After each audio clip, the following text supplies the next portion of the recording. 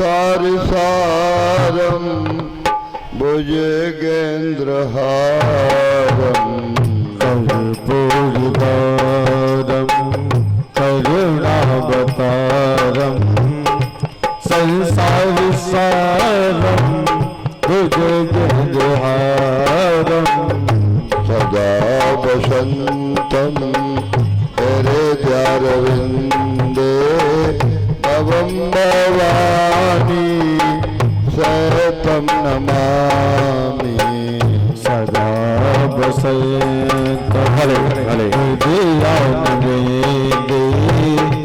भवं भवानी सततं नमामि।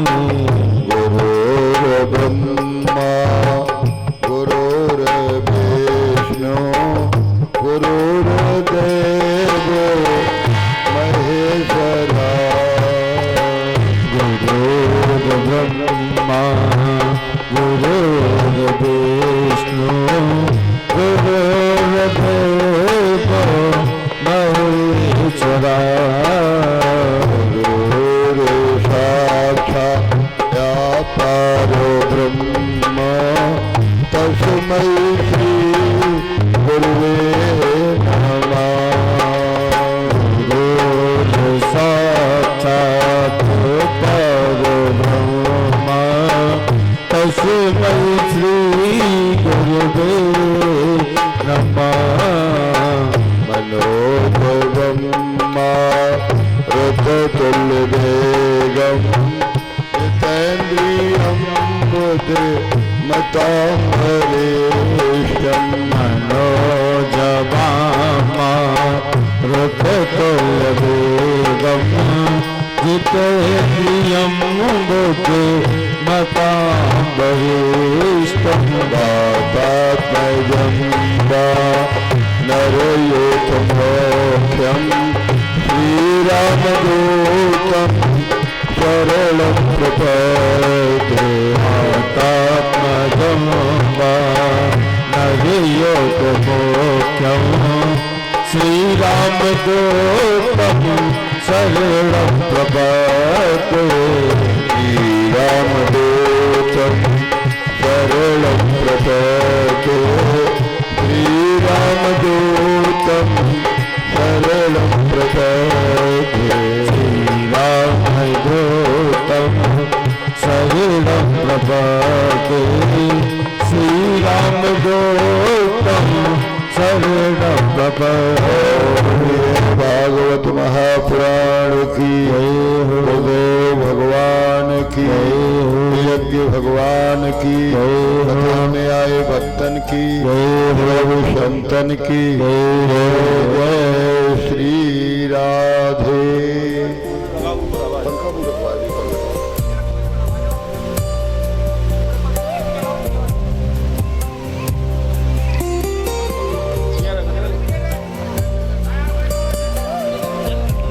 भगवान की बड़ी कृपा जो सभी भाई बहन बैठे हुए हैं भगवान की कथा में।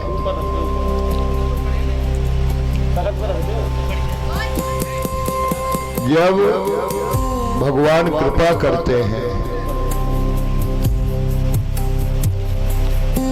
तब ठाकुर जी के दरबार में जाने का मौका मिलता है ना।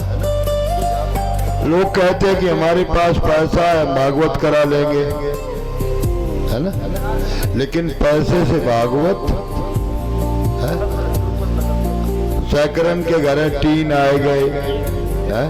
चांदनी टेंट लदके आओ, सवेरे भागवत बैठने वाली और रात के 12 बजे अटैक पड़ गो, है ना। तो क्या है यह गुण साधन तय नहीं होई और प्रभु की कृपा पाए कोई कोई है।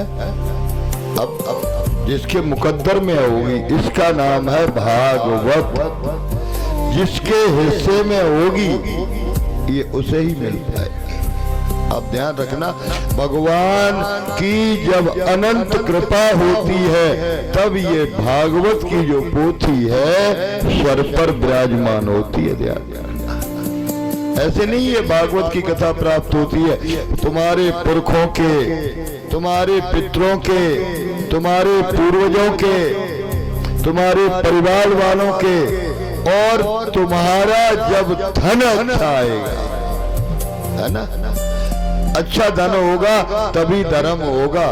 रुपया बुरी है, कहो बीमारी में चलो जाए, कहो ऑपरेशन में चलो जाए, कहे एक्सीडेंट में चलो जाए, रुपया वही है, लेकिन ठाकुर जी का चयन हो जाता है। ठाकुर जी कहते हैं सो धन धन्य प्रथम गति जाकी, धन वही अच्छा है जो धर्म में लग जाए। और एक बात बताएं, धर्म की जड़ पाताल में, धर्म की जड़ कहाँ है? पाताल में, और पाप की अस्पताल में। महीना 2 महीना नली फली नाकन में लगी रहे, है ना, और सरिया परिया पड़ जाए तो तुम समझ लियो पाप की जड़ कहूं न कहूं आ गई है। तो देखो भगवान की कथा है और भगवान ने बड़ी कृपा की है। वैसे तुम कथा कराओ और एक मर्तबा कथा सुनो तो एक ही फल प्राप्त होगा, लेकिन ये चल रहा है लौंद का महीना, है ना। अगर आपने एक मर्तबा कथा सुनी है तो तुम्हें 100 गुना फल प्राप्त होगा एक मर्तबा कथा सुनने का।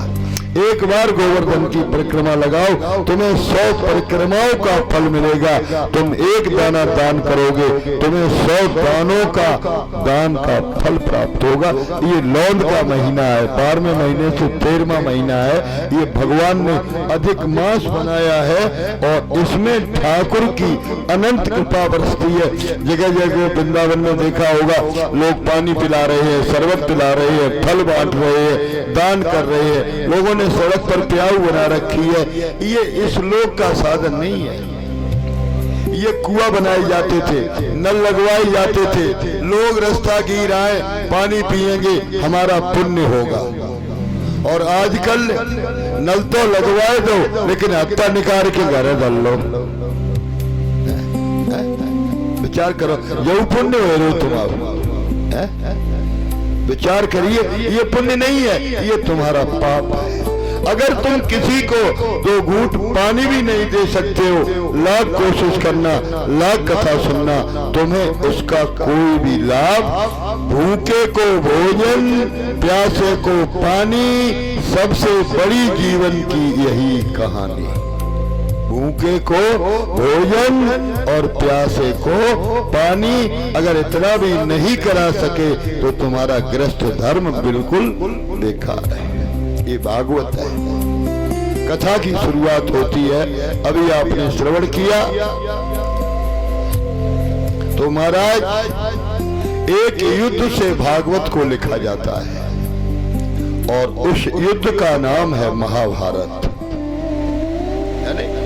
सबसे बड़ा युद्ध है जिसमें 18 अक्षौणी सेना खड़ी हुई है।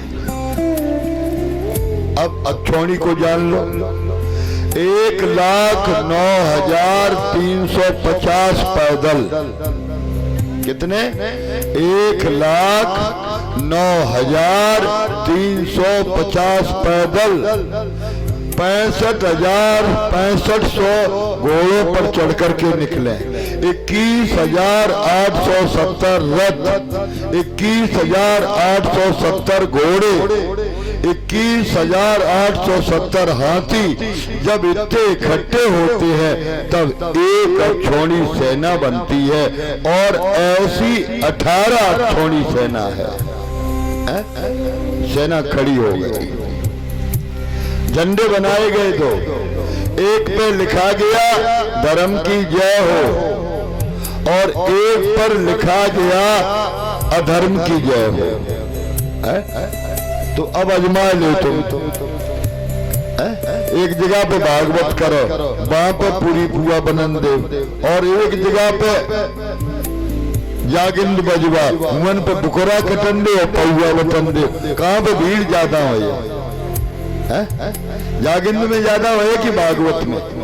जब भगवान श्री कृष्ण थे तब पापी कितने हुए? 11 अक्षौणी।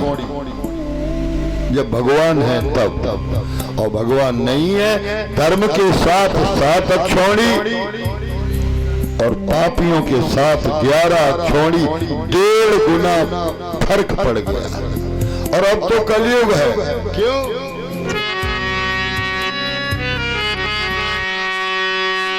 कि कलयुग बैठा मार कुंडली, जाऊं तो मैं कहाँ जाऊं?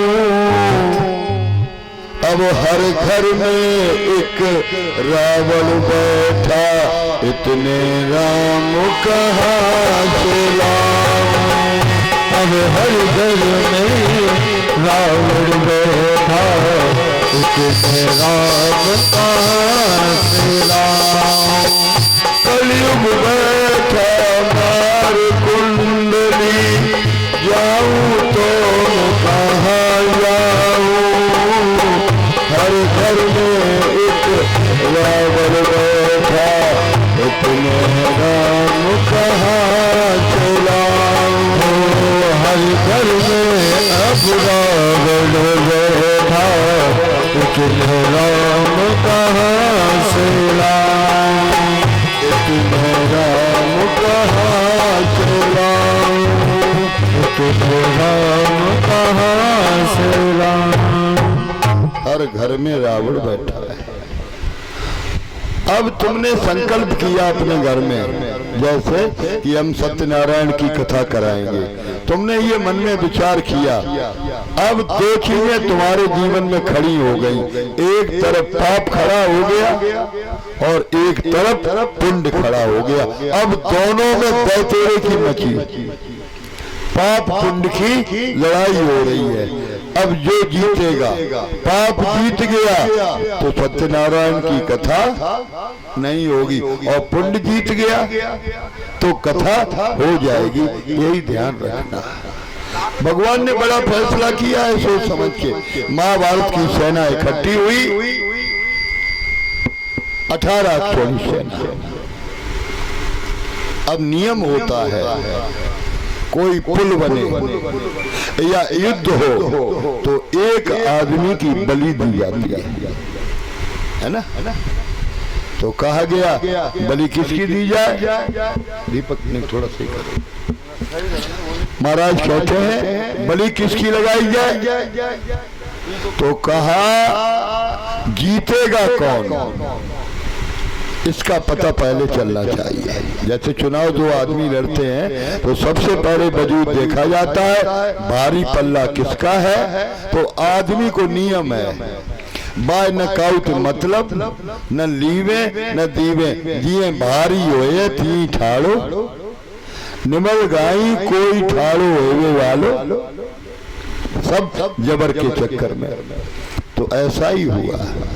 श्री सूत जी महाराज कहते हैं पांडव चिंतित हो गए तो सहदेव ने कहा हम तुम्हें बताते हैं।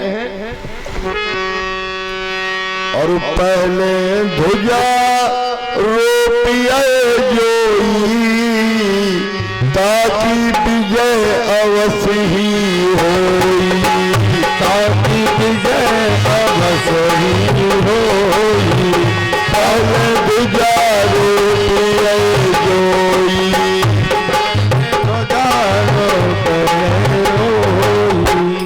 जो पहले झंडा गाड़ देगा उसकी विजय होगी।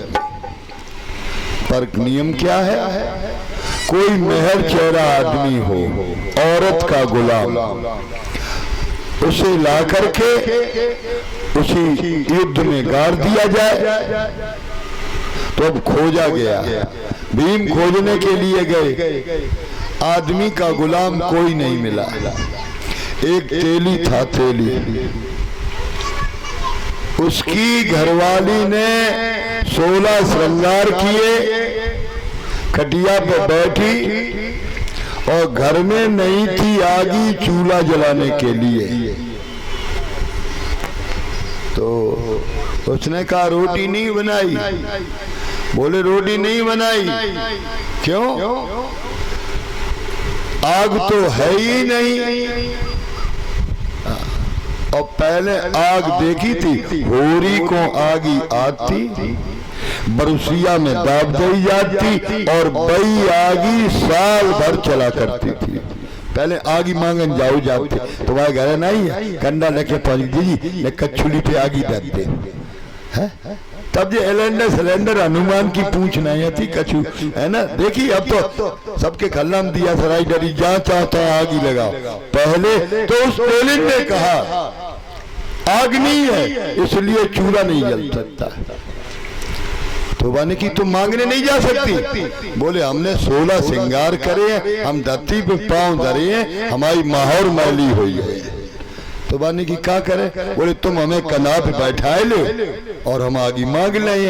और बे उल्लू चंद उनने उठाई और कनाप पे दल्लई आगी मांगन जा रहे थे। भीम ने कहा जाते बड़ो मेहर चेहरा और कोई हो नहीं, पकड़ो बाय घरवाली में थापड़ दो। सब माहौरी मारी फिरी और उसे उठाया, मार करके उसी रण स्थल में गाड़ दिया।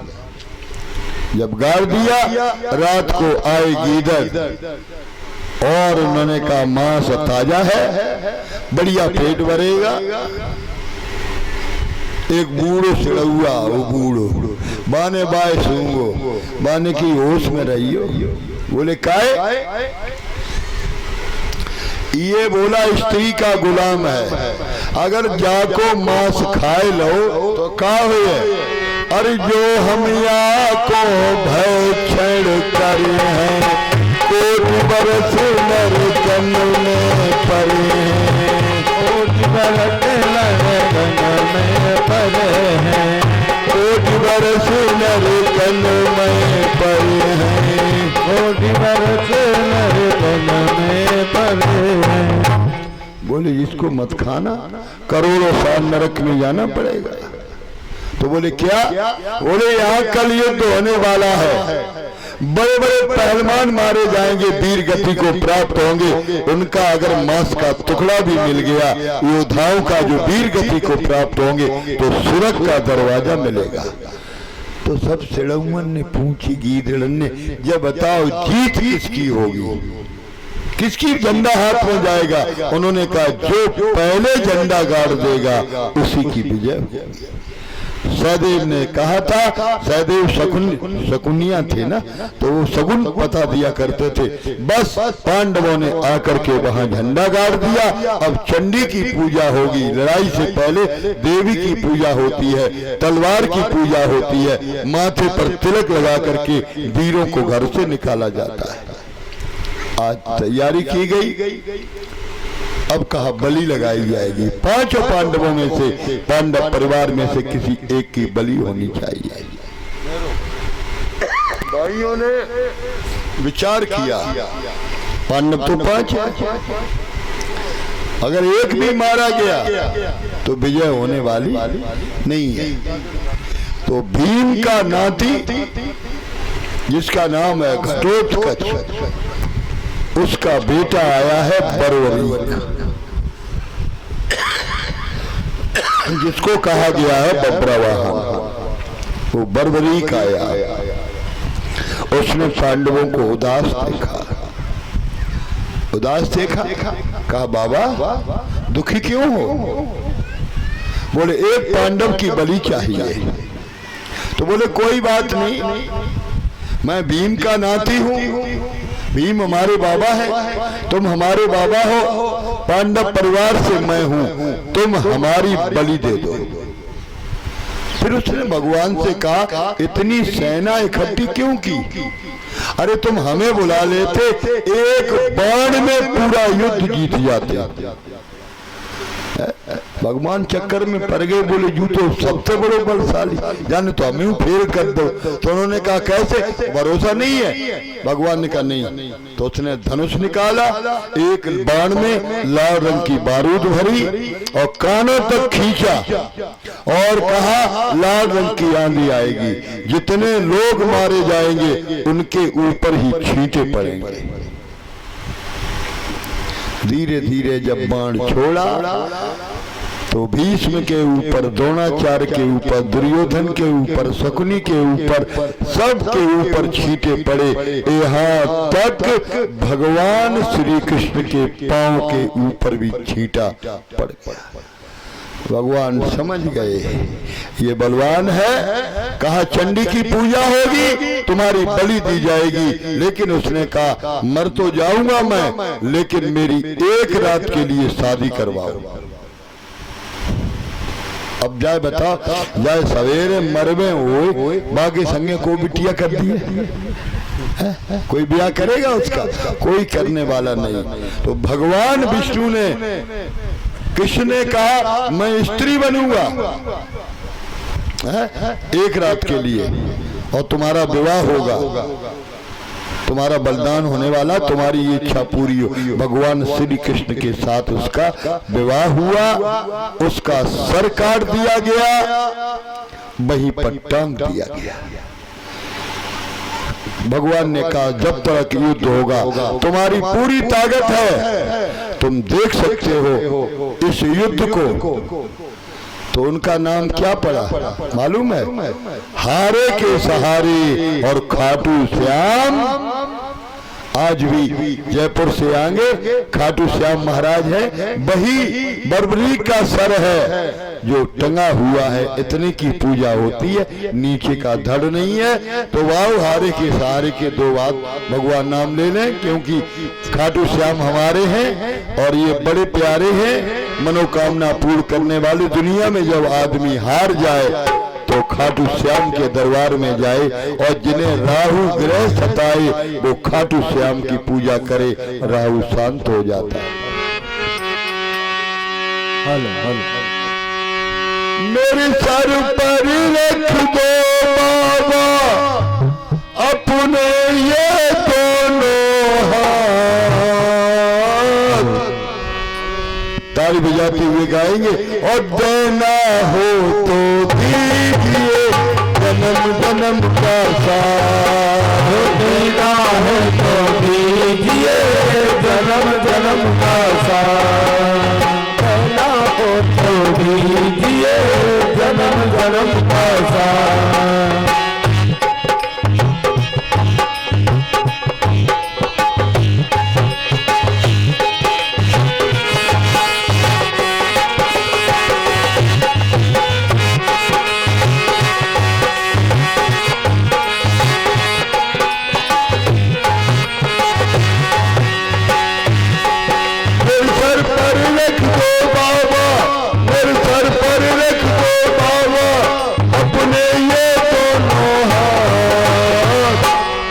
बजाते हुए दोनों हाथ उठा करके बाबा से कहेंगे, और देना हो तो दीजिए जन्म जन्म का साथ, देना है तो दीजिए जन्म जन्म का साथ, देना हो तो दीजिए जन्म जन्म का साथ, देना है तो दीजिए जन्म जन्म का साथ, देना हो तो दीजिए जन्म जन्म का साथ, देना है तो दीजिए जन्म जन्म का साथ। युद्ध तैयार हुआ, 18 अक्षौणी सेना का नाश हो गया। दुर्योधन की जांग टूटी। इथा मृदे कौरव संज्ञा नाम, भागवत में लिखा गया है, भीम की गदा के प्रहार से दुर्योधन की जांग टूट गई है। जब दुर्योधन की जांग टूटी, महाराज कहते हैं सरोवर के किनारे पड़ा हुआ है, वीरस बतो वीरम गतम गतेषु, बहुत वीर गति को प्राप्त हो गए। सरोवर के किनारे पड़ा था, टांग टूट चुकी थी, चल नहीं सकता था। दुर्योधन ने गलती कर दी, वरना इसका पूरा शरीर वज्र का हो जाता है ना, वज्र का हो जाता। जब युद्ध छिड़ा तो गंधारी सबसे ज्यादा माता को चिंता हुई, तो माँ ने कहा दुर्योधन तुम मेरे सामने आओ, है ना, और बिल्कुल नंगे होकर के आना। आंखों पर मेरे पट्टी बंधी हुई है। देखो, पति अंधा था, पति अंधा था, तो उसने देखा मेरा आदमी अंधा है, तो उसने भी अपनी आंखों पर पट्टी बांध ली। उसने फिर पट्टी नहीं खोली, तो दुर्योधन से कहा तुम अगर आओगे तो तुम्हारा ये शरीर वज्र का हो जाएगा,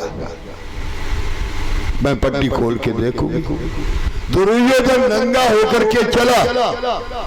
भगवान श्री कृष्ण ने देख लिया अगर वज्र का हो गया तो ये मारे नहीं मरेगा, तो भगवान श्री कृष्ण ने कहा ए दुर्योधन कहाँ जा रहा है नंगा? वो घबरा गया, बोले माँ के पास। उन्होंने कहा तुझे शर्म नहीं आती, माँ के सामने नंगा होकर के जाएगा? तो बोले क्या करे? बोले केले के पत्ते लगा ले। तो उसने केले के पत्ते की लंगोटी लगा ली, और जब माँ ने आंखें खोली तो पूरा शरीर वज्र का हो गया। ये जांग वाला हिस्सा है, ये कच्चा मांस का रह गया। भीम ने उसी जगह गदा का प्रहार करके उसकी जांग को तोड़ दिया। अब चलने फिरने के लायक नहीं, सरोवर के किनारे पड़ा हुआ है, गीदड़ खड़े हुए हैं, और जीवन में अपने किए हुए कर्म अब याद आ गए। अबे काऊ को अपने कर्म याद नहीं आते। जब मरैया हो खटिया पर रात और नली लग जाए अस्पताल में, तब याद याद हे भगवान हमने का करो तो अब जाने बचे कि न बचे। उसी समय दिक्कत पैदा आती है। तो सोच रहा था, और दुनिया में सबसे बड़ा दुख होता है मौत का। भगवान से सोना मत मांगो, भगवान से चांदी मत मांगो, भगवान से दौलत मत मांगो। भगवान से मांगना है तो केवल इतना कहो ठाकुर जी देना चाहते हो तो ऐसी मौत देना जो किसी से हम एक घूंट पानी भी न मांग सके। अच्छा एक बात बताओ, मरे वो नी की तरह को मर वो खटिया पे पड़ के मर जाओ कोई बात नहीं है। अब तुम बस से टकराए के मर गए, न बटोरे के है? देखो फचरा हो गए, कहूँ ये डरो मांस, कहूँ हड़ुआ हुए डरे, न सिलवे के न बटवे के। और मरवे को तरीका बादों को महीना सही संज्ञा मर गए 4 बजे, और पानी बस से रहो है? अब कहाँ लगाओ जाए, विचार करो कहाँ लगाया जाए, कहाँ ले जाओ जाए। संजा को मर जाते तो हाल ही लगाए देते, रोई चिल्लू कम होते। अब रात भर डरे और बैठे उन्हें, मोहल्ला वाले चले गए, घर वाले रोत रोत आधे सोए गए आधे जगे रहे, है ना। तो मौत ऐसी नहीं होनी चाहिए। कैसी हो?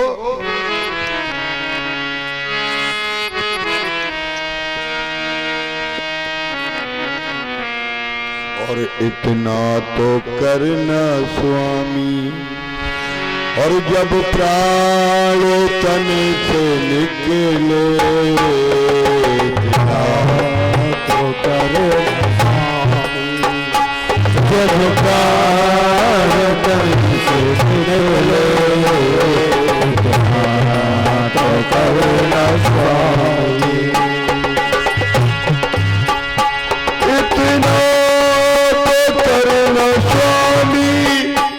जब प्राण तन से निकले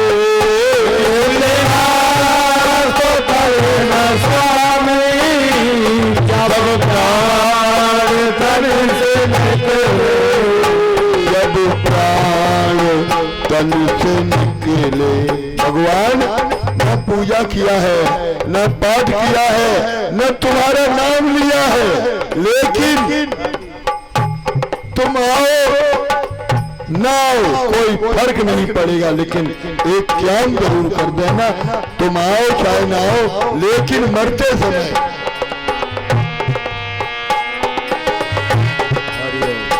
गोविंद नाम मुख में, बस तुम्हारा नाम मेरे मुंह में आ जाए।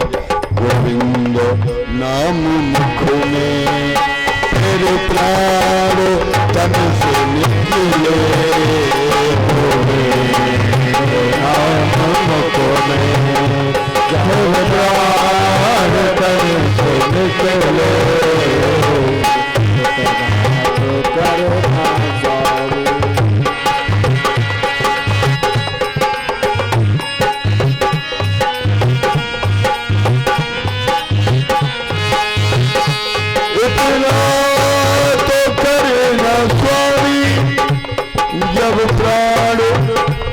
से निकले। इतना तो करना स्वामी, जब प्राण तन से निकले। गोविंद नाम बोले, तेरा नाम मेरे मुख में, फिर प्राण तन से निकले। तेरा नाम मेरे मुख में, तन से निकले। तो करना स्वामी, और कैसे मरे? तिथियों में एकादशी हो। एकादशी को अगर प्राण जाता है तो यमलोक नहीं मिलता है। तिथियों में एकादशी हो, ओठों पे बजती बंसी हो। भगवान बांसुरी बजाते हुए हो, खड़े हुए हो, और एकादशी का तिथि हो। एकादशी हो, मुख में बांसुरी हो। श्री जमुना जी का तट हो, मेरा सामला निकट हो। श्री जमुना जी का तट हो, मेरा सामला निकट हो। मेरा सामला निकट हो, फिर प्राण तन से निकले। इतना तो करना स्वामी, जब प्राण तन से निकले। इतना तो करना स्वामी, जब प्राण तन से निकले। इतना तो करना स्वामी, जब प्राण तन से निकले। इतना तो करना स्वामी, जब प्राण तन से निकले। दुर्योधन मरने के लिए लाचार है, लेकिन मौत नहीं आ रही है, कोई सहारा नहीं है। देखा गुरु द्रोणाचार्य का पुत्र अश्वत्थामा आया। अश्वत्थामा ने दुर्योधन को प्रणाम किया। प्रणाम करने के बाद फिर कहा, दुखी हो, क्या कारण है? तो उसने कहा, 5 पांडव थे, वे जीत गए और हम 100 भाई थे, मारे गए। अब कोई उपाय तो बताओ, क्या चाहते हो? तो उसने कहा, 5 पांडवों में से तुम एक का गला काट के ले आओ, फिर हम चैन से मर जाएंगे। आदमी का नियम क्या है? तुम मर जाओ, बाकी बाद हमारे प्राण न करें, कोई चिंता वाली बात नहीं है। आदमी का नियम खराब होगा, मस्तिष्क खराब हो गया। तो उसने कहा, हमें क्या मिलेगा? बोले, तुम्हें मिलेगा ये राज्य। जांग से खून से बहती हुई मिट्टी ली और माथे पर तिलक लगा दिया, इस राजगद्दी के तुम मालिक हो। अश्वत्थामा की बुद्धि खराब हो गई। द्रौपदी के 5 बेटे सोए थे, भगवान ने जान लिया काल आ गया है। ओहो, क्या किया ठाकुर जी, कैसे बचा के ले जाते हैं। पांडवों से कहा, चलो गंगा नहाने के लिए चले। हैं? भगवान कितनी चिंता करते हैं। हमें चिंता नहीं उनकी, उन्हें चिंता हमारी है।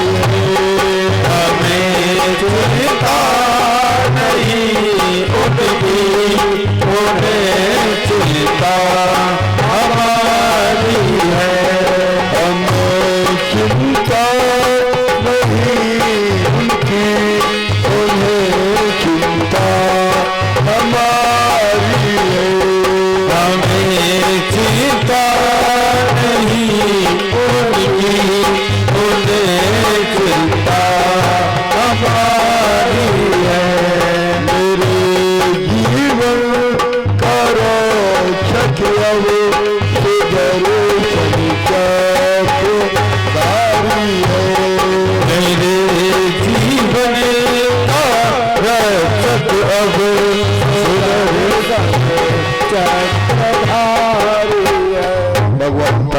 को लेकर के चले गए। द्रौपदी ने 5 बेटों को सुला दिया था। अश्वत्थामा गया लेकर के तलवार 5 बेटों की हत्या कर दी। उनके सर बांधे चादरा में। आधी रात को लेकर के दुर्योधन के पास गया, खून टपक रहा था। दुर्योधन से कहा, महाराज तुम्हारी जय जयकार हो, लो हम 5 दुश्मनों को मार करके ले आए। खुश हो गया है? लाओ इसमें भीम का सिर। जो भीम का बेटा था वो उसका सर निकाल करके दे दिया। लड़ाई उसी से थी। और एक बात बताएं, जाते लगी फंसी हो, पूरे गांव में तुम चले आओ लेकिन बाकी द्वारे आके तुम हरकत जरूर करे। जैसे ऐसे हो ना, कछु नहीं तो खांसे हो, कछु नहीं तो थूके हो, कई जा सोरार बड़े, है ना। तो यही था, उन्होंने पकड़ा भीम का सिर और दोनों हाथों से दबा दिया। वो बच्चे का सर था, चकनाचूर हो गया। अब दुर्योधन को पता चला, जब भीम से लड़ते थे तो गदाएं से चिंगारियां छूटती थी। क्या भीम का सिर इतना कमजोर होगा? नहीं हो सकता। बताओ ये किसके बच्चे हैं? तो बोले पांडव तो थे नहीं, 5 बच्चे थे। दुर्योधन ने माथा ठोका, रोया, जिंदा होता तो मैं तुम्हें पहले मारता, फिर पांडवों को देखता। मेरे वंश में कोई दिया जलाने वाला भी नहीं बचा है। तूने मेरे वंश का नाश कर दिया। और दुर्योधन ने रोते रोते अपने प्राण त्याग दिए। वरदान मिला था, सुख और दुख दोनों इकट्ठे होंगे, उसी समय तेरा प्राण चला जाएगा। सवेरे पांडव आए, द्रौपदी ने देखा मेरे बच्चे सो करके नहीं उठे हैं। बच्चों को जगाने के लिए गई तो बच्चों के कटे हुए सर पड़े हुए हैं। बच्चों के कटे हुए सर पड़े हैं। रोने लगी।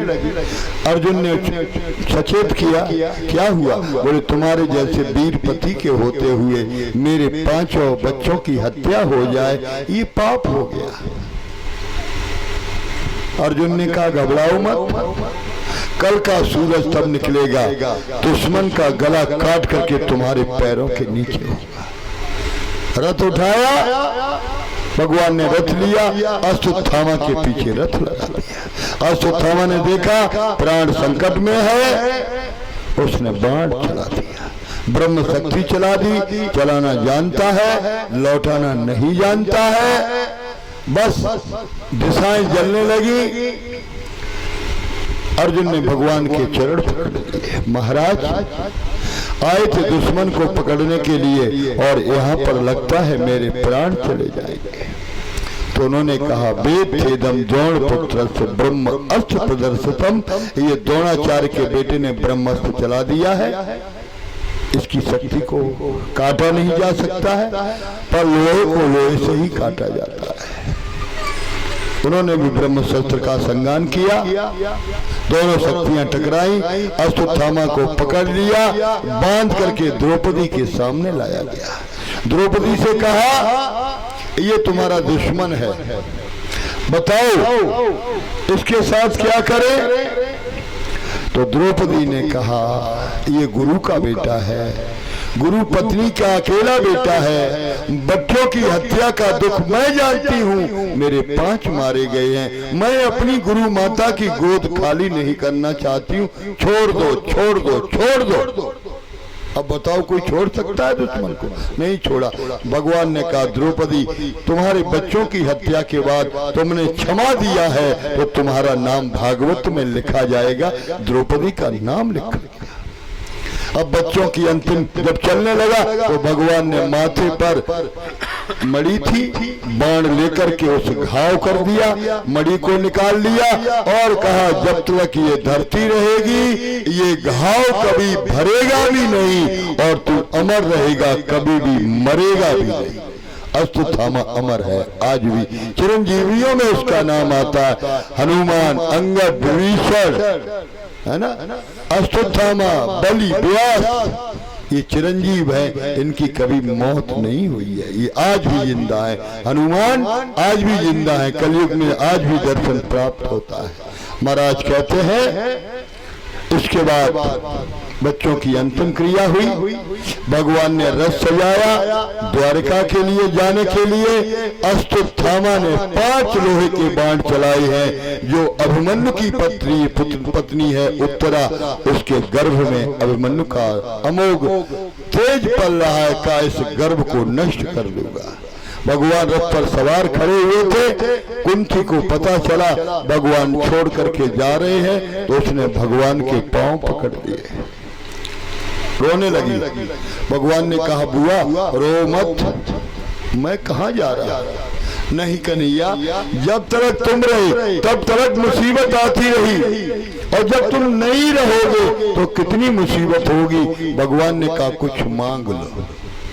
बच्चा रोता है ना, तो उसके आगे खिलौना डाल दिया जाता है, खेलो इससे। बच्चा नहीं मानता है तो फिर मिठाई दी जाती है। जब फिर भी नहीं रोना बंद करता है तो माँ उठा करके गोदी में दूध पिलाने लगती है। तो भगवान ने लालच दिया कुछ मांग लो। तो कुंती कहे जो मांगे वो दोगे? हाँ मिलेगा, मांगो। तो कुंती ने क्या मांगा? और खुशी देना जमाने को, मुझे हरदम रुदन देना। खुशी देना जमाने को, मुझे हरदम रुदन देना। खुशी देना जमाने को, मुझे हरदम रुदन देना। खुशी देना जमाने को, मुझे हरदम रुदन देना। मुझे हरदम रुदन देना। हमारी आंखों में आंसू लेकिन मिले दुख लाखों दुनिया के, मिले दुख लाखों दुनिया में, मुझे अपना बना लेना। मिले दुख लाखों दुनिया में, मुझे अपना बना लेना। खुशी देना जमाने को, मुझे हरदम रुदन देना। खुशी देना जमाने को, मुझे हरदम रुदन देना। भगवान घबरा गए। आज दिन तक कोई ऐसा मांगने वाला पैदा नहीं हुआ।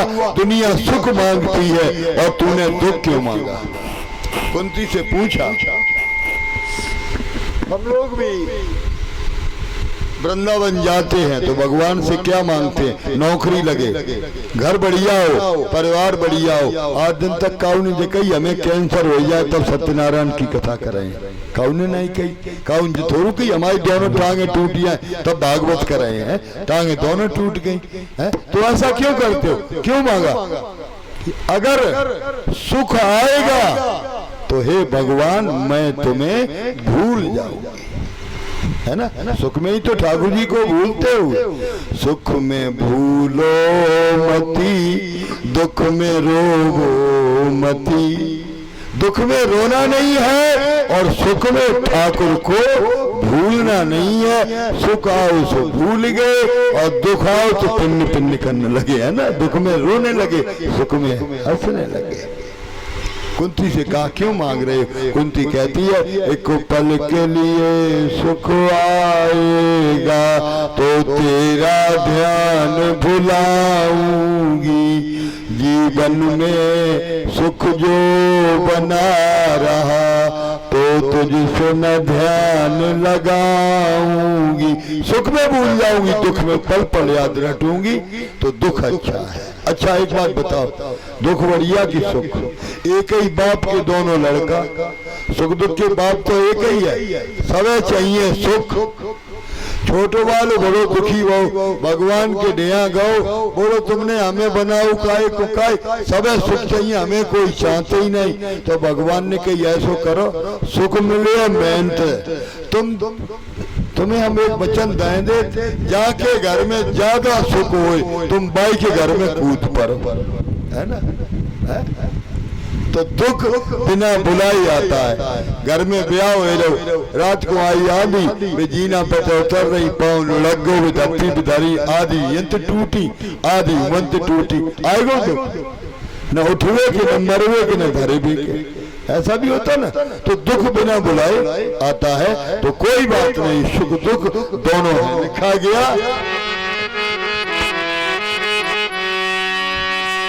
सुख दुख दोनों इस नगरी के जलते हुए दो गाँव, कहीं धूप कहीं छाँव, कहीं धूप कहीं छाँव, कहीं धूप कहीं छाँव।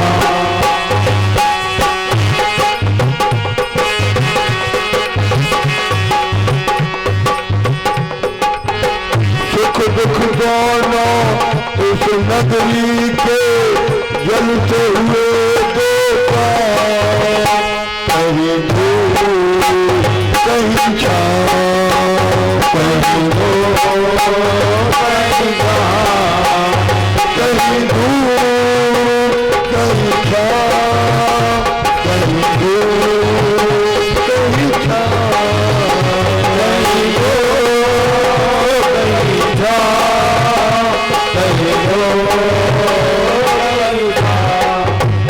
सुख दुख दोनों बराबर है।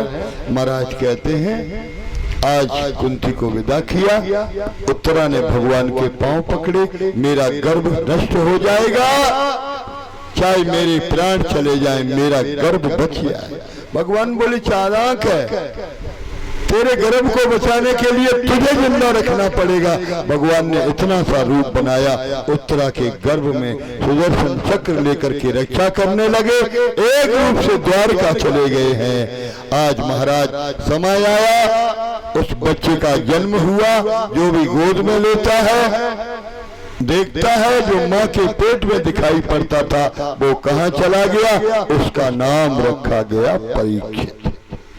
पांडव बर्फ में गलने के लिए चले जाते हैं, इधर परीक्षित जब बड़े हुए, सोने का मुकुट बांधा, सोने के सिंहासन पर सोने का रथ सवार होकर के शिकार खेलने के लिए गए। तो एक जगह जाकर के देखा, एक गाय है, एक बैल है, एक सूत्र वेशधारी राजा हाथ में डंडा लेकर के उसने बैल के 3 पांव तोड़ दिए, लंगड़ा हो गया, गाय को लातों से मार रहा है। राजा ने बाण निकाला, सावधान किया, बोले ठहरो राजन, मैं तुम्हारी शरण में आया हूँ। राजा ने पूछा तू कौन है? कहे मेरा नाम है कलयुग, अब द्वापर समाप्त होने वाला है, अब मुझे अपने राज्य में आने दो, मैं तुम्हारे राज्य में आना चाहता हूँ। तो उसने कहा तू मेरे राज्य में घुस कैसे आया? बोले आया हूं मैं, जब तुम्हारे बाबा ने यज्ञ किया, यज्ञ करने के लिए सोने की जरूरत पड़ी, सोना की, तो कुबेर के यहाँ सोने के लिए, सोना लेने के लिए धर्मराज महाराज गए। तो वहां देखा जो शेर है दरवाजे पर कुबेर के, एक तरफ शेर बना हुआ है और एक तरफ काला बकरा बना हुआ है। शेर को तो कच्चे धागे से बांधा गया और बकरे को लोहे की सांकड़ों से जकड़ दिया। धर्मराज ने देखा कितनी अनीति हो रही है, शेर को बांधना चाहिए लोहे की जंजीरों से और बकरा को बांधना चाहिए रस्सी से, यहाँ उल्टा है। तो पूछा उसने क्या बात है?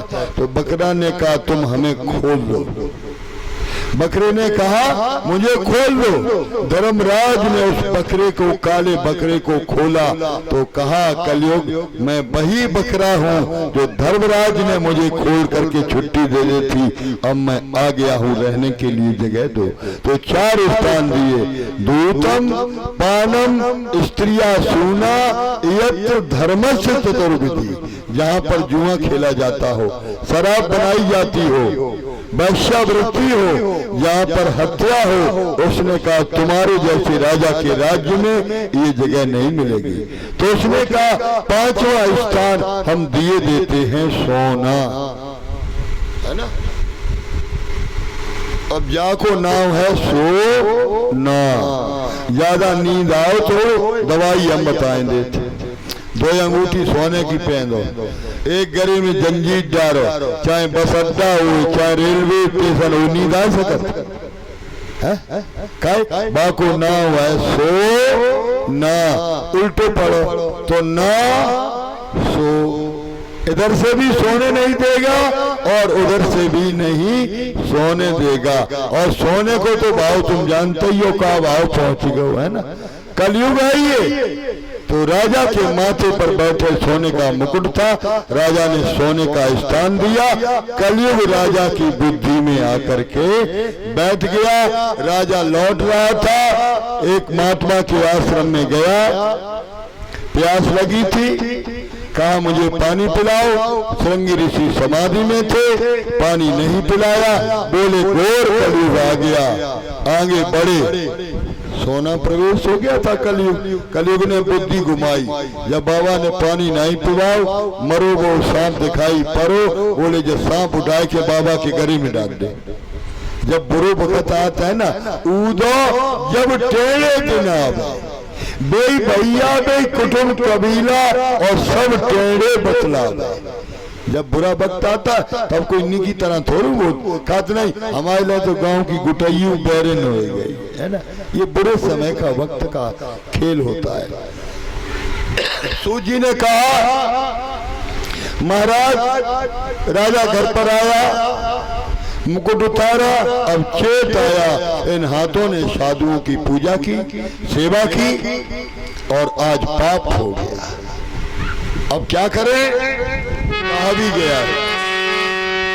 काया सो जो पातक होई, बिन भोगे छूटत नहीं सोई। काया सो पातक होई, बिन भोगे छूटत नहीं सोई। बिन भोगे छूटत नहीं सोई। काया सो जो पातक होई, बिन भोगे छूटत नहीं सोई। काया सो जो पातक होई। काया सो जो पातक होई, बिन भोगे छूटत नहीं सोई। काया सो जो पातक होई, बिन भोगे छूटत नहीं सोई। किए हुए कर्म का फल प्राप्त करना पड़ेगा। इधर श्रृंगी ऋषि का बेटा आया, उन्होंने देखा बाप के गले में मरा सर्प पड़ा है, रोया, श्राप दे दिया, 7वें दिन ये तक्षक नाम डसेगा, चाहे कोई भी हो उसकी मृत्यु हो जाएगी। 2 ऋषियों ने कहा राजा परीक्षित को सावधान करे। राजा परीक्षित को सावधान किया गया। महाराज सूत जी कहते हैं, हे शौनकादिक ऋषियों, इसके बाद राजा परीक्षित ने घर छोड़ा, परिवार छोड़ा, अनशन व्रत लेकर के गंगा के किनारे पर बैठ गए। ऋषियों से पूछते हैं कौन सा उपाय करें जिससे हमारी मुक्ति हो। तो उन्होंने कहा उपाय की कोई बात नहीं है, मैं तुम्हें रास्ता बताता हूँ। यहाँ बैठो। उसी बीच में सुखदेव जी आते हैं, 18 वर्ष की उम्र है, नंग धड़ंग। ऋषियों ने जय जयकार कर दिया। सुखदेव जी आकर के बैठ गए। राजा ने पांव पकड़ लिया, रोने लगा। बोले क्यों रोते हो? बोले आज के 7वें दिन मेरी मृत्यु होगी। तो सुखदेव जी ने कहा दुनिया में कोई भी ऐसा नहीं है जिसकी मौत 7 दिन में हो। 7 दिन में ही सबको मरना है, 7 दिन में ही सबको जीना है। 8वां दिन किसी को मिलने वाला। आओ बैठो, हम तुम्हें भागवत की कथा सुनाएंगे। और सुखदेव जी ने राजा परीक्षित को बिठा लिया, कथा कहना शुरू किया। राजा ने पूछा, पहला प्रश्न राजा का, उन्होंने कहा क्या सुनना चाहते हो? तो उन्होंने कहा महाराज जिन लोगों की मृत्यु आ गई है उन लोगों को क्या करना चाहिए? तो देखो मौत की निशानियां होती हैं। सबसे पहली निशानी नाक टेढ़ी पड़ जाए। जाके शीशा में देखो और नाक टेढ़ी दिखाई पड़े, तुम समझ जाओ 6 महीना बाद राम नाम सत्य हो जाए। और कानन में वरियां गाड़ के और बाहर की आवाज सुनाई न पड़े, है ना? कानन में गोरियां डाल लो तो साए साए की आवाज आ, या आवाज बंद हो जाए, तुम समझ लो 3 महीना। और ऐसे समझ में ना आए तो उत्तर दिशा में एक तरैया निकलते है, जाको नाम है ध्रुव तारा। बस तरैया दिखो बंद हो जाए, कोई तुम समझ लो अब हमारे जैविक को नंबर।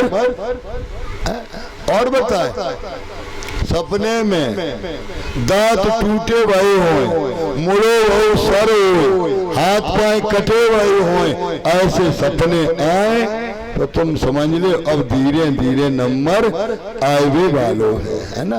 तो मृत्यु को सुधारने के लिए ये श्रीमद् भागवत महापुराण की कथा है। इससे आगे की कथा कल सुनने के लिए प्राप्त होगी।